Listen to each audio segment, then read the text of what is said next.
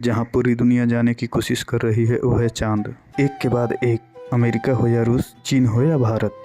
लेकिन आपने कभी ये सोचा है कि चंद्रमा की दुनिया कैसी है? चांद पर मिट्टी है या पत्थर, समुद्र है या नदियाँ, पहाड़ है या रेत के मैदान, पानी है या कुछ और?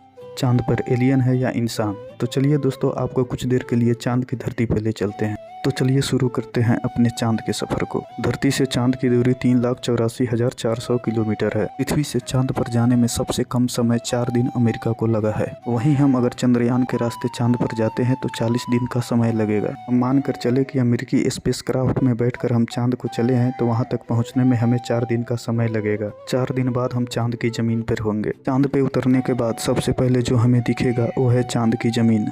चांद की जमीन हमें उबड़ खाबड़ दिखाई देगा। चांद की जमीन पे आपको बड़े बड़े गड्ढे दिखाई देंगे। जब आप चांद की जमीन पे खड़े होकर ऊपर देखेंगे तो आपको खूबसूरत ग्रह हमारा पृथ्वी दिखाई देगा, जिसमें साफ साफ पृथ्वी अपनी जगह पर घूर्णन करती नजर आएगी, लेकिन आसमान ने उसकी स्थिरता बनाई रखी होगी। अगर चांद की जमीन पे खड़ी होकर हम पृथ्वी को देखते रहे कई सालों तक, तब भी वो अपनी जगह से टस मस नहीं होगी। पृथ्वी के मुकाबले चांद का गुरुत्वाकर्षण 6 गुना कम है।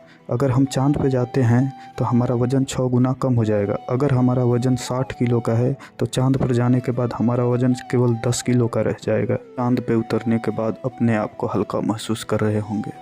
अब आप आसानी से इधर उधर उछल कूद सकेंगे। इसीलिए नील आर्मस्ट्रांग जब चांद पर चल रहे थे तो उछल उछल के चल रहे थे, क्योंकि पृथ्वी की तरह चांद पर चल पाना संभव नहीं है। फिर आप थोड़ा चलने के बाद चांद पर इधर उधर देखोगे, आपको बहुत सारा प्लास्टिक के कचरे, क्षतिग्रस्त सैटेलाइट और बैग्स नजर आएंगे।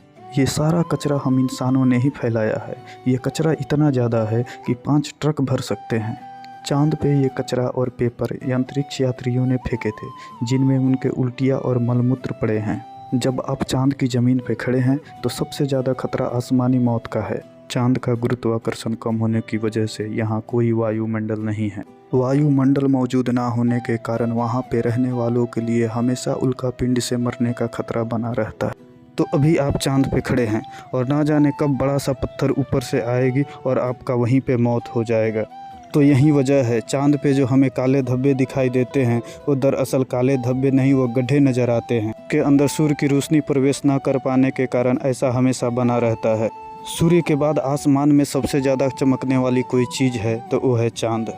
जब हम धरती से आसमान को देखते हैं तो हमें नीला दिखाई देता है, लेकिन जब चांद की सतह से हम आसमान को देखेंगे तो नीला नहीं, काला दिखाई देगा। यानी जब भी आप आसमान में देखेंगे चांद की सतह पे खड़े होकर तो आपको लगेगा कि आप काले दुनिया में आ गए हैं। चांद पे खड़े होकर आप बहुत बोरिंग फील कर रहे हैं और हम मजाक नहीं कर रहे हैं। वीडियो पसंद आई हो तो चैनल को सब्सक्राइब करें और लाइक करें और बेल आइकन दबाना ना भूलें।